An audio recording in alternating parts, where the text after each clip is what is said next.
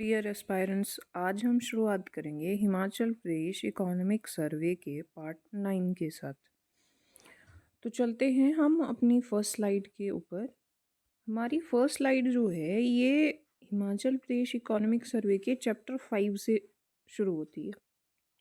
अब चैप्टर 5 का जो नेम है वो क्या है? प्रोग्रेसिव हिमाचल। तो अब हम यहाँ पे हिमाचल का जो सिनेरियो है प्रोग्रेस के फॉर्म में वो देखेंगे।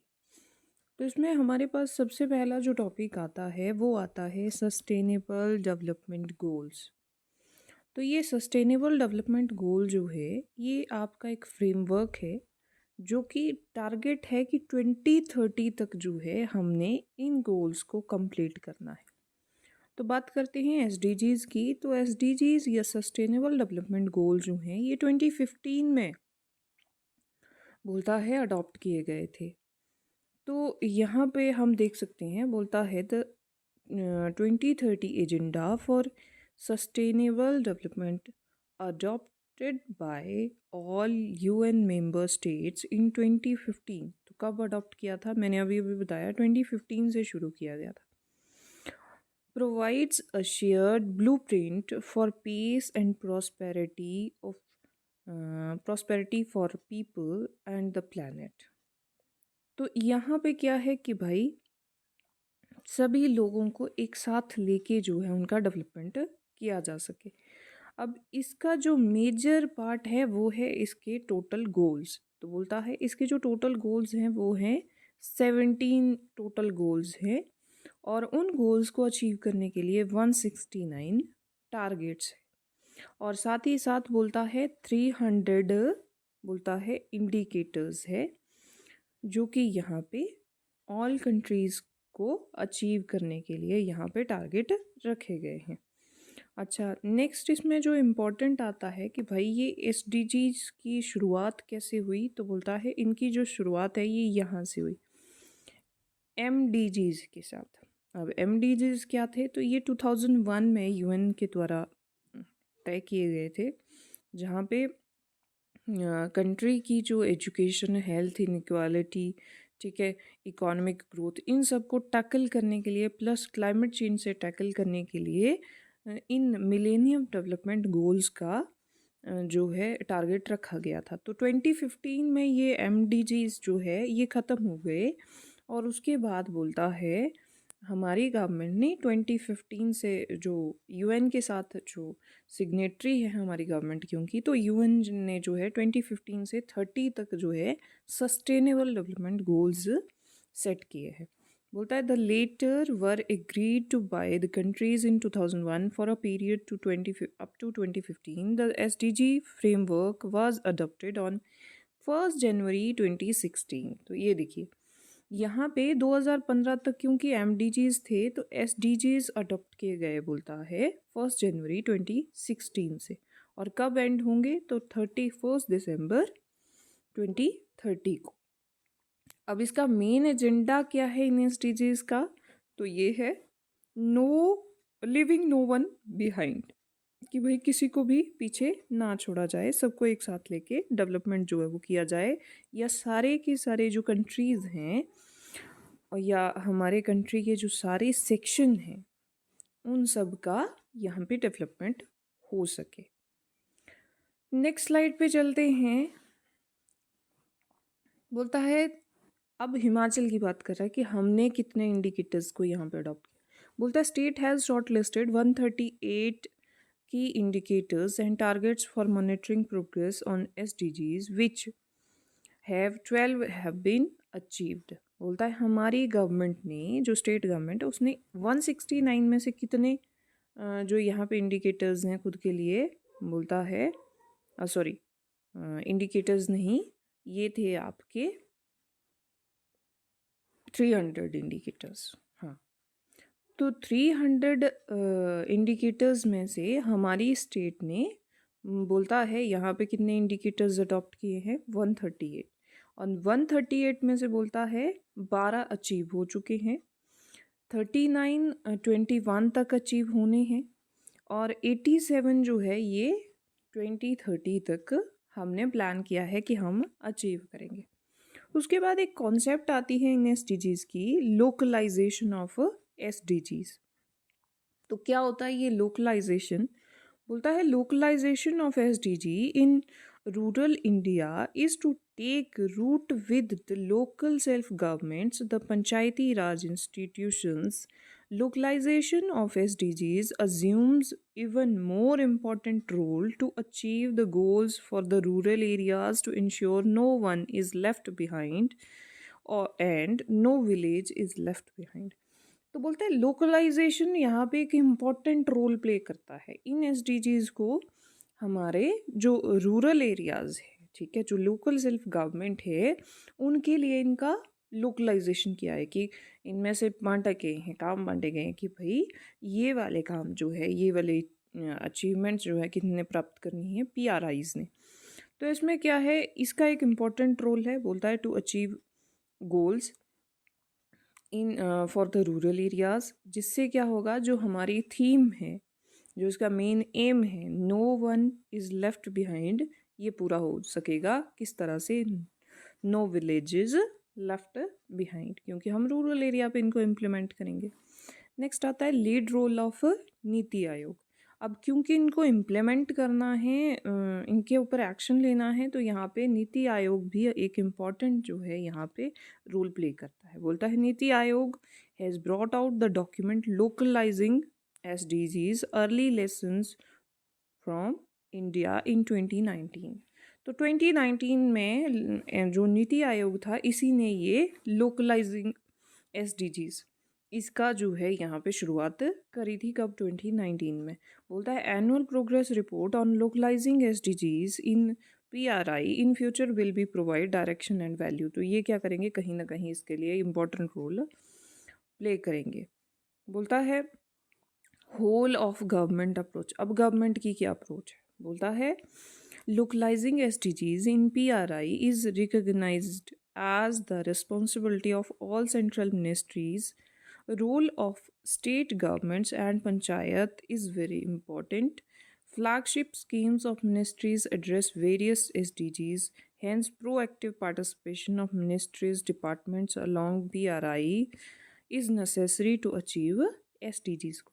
तो यहाँ पे बोलता है कि भाई जो अगर हम इन लोकलाइजेशन की बात करें, तो इन जो एसडीजीज गोल्स हैं, इनको लोकलाइज करने में बोलता है किसकी रिस्पॉन्सिबिलिटी है, जितनी भी हमारी सेंट्रल मिनिस्ट्रीज़ है। इसी के साथ साथ जो स्टेट गवर्नमेंट है, पंचायती सिस्टम है हमारा, वो भी बोलते हैं यहाँ पे इम्पोर्टेंट रोल प्ले करते हैं इन एसडीजीज की लोकलाइजेशन में। क्योंकि ये हमारी स्टेट गवर्नमेंट या सेंट्रल गवर्नमेंट मिनिस्ट्रीज़ की बहुत सारी ऐसी फ्लैगशिप स्कीम्स हैं जो इन एसडीजीज़ को बोलता है अचीव करने में हेल्प करती है। तो इसीलिए यहाँ पे इनका बोलता है प्रोएक्टिव पार्टिसिपेशन जो है वो कहीं ना कहीं नेसेसरी है इन एसडीजीज़ गोल को अचीव करने के लिए। अब चलते हैं नेक्स्ट स्लाइड की तरफ। तो यहाँ पे हमारे पास आप देखेंगे एक टेबल दिया है, और ये क्या है, बोलता है यहाँ पे एसडीजीज़ का कंपैरिजन किया है, इंडिया का क्या रैंक है बाकी अदर स्टेट्स के कंपैरिजन में। तो यहाँ पे हम देखेंगे कि हिमाचल प्रदेश की बात करें, सबसे पहले तो आपको इन कलर्स का पता होना चाहिए। जैसे यहाँ पे येलो कलर है, बीच में ग्रीन है, रेड है, ब्लू कलर है, ये क्या यहाँ पे शो कर रहे हैं। तो नीचे देखेंगे, बोलता है रेड कलर दिखाता है, एक तो पॉइंट्स को दिखाता है 0 to 49, ठीक है, स्कोर रेंज रहती है इसमें। और रेड कलर क्या दिखाता है, एस्पायरेंट्स जो स्टेट्स हैं उनको दिखाता है। एंड येलो कलर जो है ये परफॉर्मर स्टेट्स को दिखाता है। एंड ग्रीन कलर ये बोलता है जो फ्रंट रनर स्टेट्स हैं अपने पर्टिकुलर एजेंडा में उनको दिखाता है। एंड ब्लू कलर अचीवर जो स्टेट्स हैं जिनको 100 के आसपास मार्क्स मिले हैं उनको दिखाता है, 100 मार्क्स मिले। तो यहाँ पे देखेंगे हिमाचल प्रदेश की बात करते हैं। अफोर्डेबल एंड क्लीन एनर्जी के मामले में हिमाचल प्रदेश जो है वो आप देखोगे कितने हैं, ब्लू कलर में। दैट मीन्स क्या हुआ कि हिमाचल प्रदेश एक अचीवर स्टेट है, ठीक है, क्योंकि इसके जो पॉइंट्स हैं यहाँ पे वो 100 है।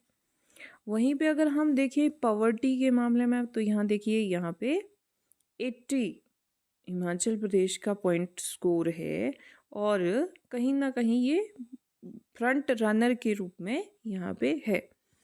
वहीं पे अगर हम देखें तो यहाँ पे कुछ हमारे एरियाज़ हैं, जैसे कि यहाँ पे आप देखिए जेंडर इक्वालिटी, यहाँ पे हिमाचल को 62 मिले हैं। फिर इंडस्ट्री इनोवेशन एंड इंफ्रास्ट्रक्चर, इसमें 61 मिले हैं। क्लाइमेट एक्शन में 60 मिले हैं। और लाइफ ऑन लैंड, इसके ऊपर जो है यहाँ पे कितने स्कोर मिला है हिमाचल को, 64। तो इस मामले में 64 नहीं, क्लाइमेट एक्शन में 62। तो ये क्या है इस मामले में, ये जो येलो कलर के ब्लॉक्स हैं हिमाचल के, ये दिखाते हैं कि भाई हिमाचल जो है इन मामलों में, या इन जो ये क्लाइमेट एक्शन है, या फिर जो इंडस्ट्री है, या जेंडर इक्वालिटी है, यहाँ पे हिमाचल अभी पीछे। फिर एक चीज़ हिमाचल के लिए यहाँ पे अच्छी है, वो क्या कि हिमाचल में आप देखेंगे कोई भी ब्लॉक ऊपर से लेके नीचे तक रेड नहीं है। दैट मीन्स हिमाचल जो है एस्पायरेंट स्टेट तो नहीं है, परफॉर्मर है, फ्रंट रनर है, अचीवर है। ये आपको ध्यान रखना पड़ेगा, खासकर ये वाला। और इसके साथ साथ और कौन सी स्टेट हैं जो अचीवर स्टेट्स हैं, तो यहाँ पे देखेंगे आपके पास हरियाणा है, केरला है, तमिलनाडु है, उत्तराखंड है, फिर कर्नाटका, महाराष्ट्र एंड देन पंजाब, फिर राजस्थान एंड उत्तर प्रदेश। ये clean water affordable and clean energy के मामले में अचीवर स्टेट्स हैं सभी। नेक्स्ट चलते हैं, यहाँ पे देखेंगे इंडिया इनोवेशन इंडेक्स। बोलता है this collaborative effort of science and technology vertical of NITI Aayog, relevant ministries and departments and the knowledge partner, the institute of competitiveness. The index tries to understand the prospectus and potential of innovation in each Indian state and union territory through its ranking। तो यहाँ पे क्या करता है, बोलता है ये ranking के थ्रू जो है इंडियन जितनी भी स्टेट्स हैं उनके पोटेंशियल और उनके प्रॉस्पेक्टस को यहाँ पे दिखाता है। किस मामले में? इनोवेशन के मामले में, ठीक है। क्योंकि यहाँ पे नाम से ही पता चल रहा है इंडिया इनोवेशन इंडेक्स, तो ये बोलता है साइंस एंड टेक के मामले में क्या नई इनोवेशन हो रही है उसको एक इंडेक्स के थ्रू जो है वो दिखाता है। तो इसमें हमारे पास बोलता है क्या जियोग्राफिकल कवरेज है। The India innovation index covers all the 28 states and 8 union territory. That means ये जो इंडेक्स है ये हमारे इंडिया को, पैन इंडिया को जो है कवर करता है। ऐसा नहीं है कि इसमें किसी स्टेट को पीछे छोड़ दिया है या बाहर रहने दिया है। The states and union territories have been classified into 3 categories. अब यहाँ पे बोलता है जितनी भी हमारे स्टेट्स हैं उन सबको बोलता है 3 कैटेगरीज में डिवाइड किया गया है। कौन कौन सी? Major states, north eastern and hill states, UT and city states. तो ये इनकी 3 कैटेगरीज हैं। फर्स्ट वन मेजर स्टेट्स, दूसरी हो गई north eastern and hill states, and तीसरी हो गई यूटी एंड सिटी स्टेट्स। तो यहाँ पे देख लेते हैं, बोलता है क्या इसका काम है। बोलता है conceptual framework, the following criteria have been used to rank the states. अब ये वाले क्राइटेरियाज हैं जो किसी स्टेट को रैंक करने के लिए जज किए जाते हैं। क्या क्या है?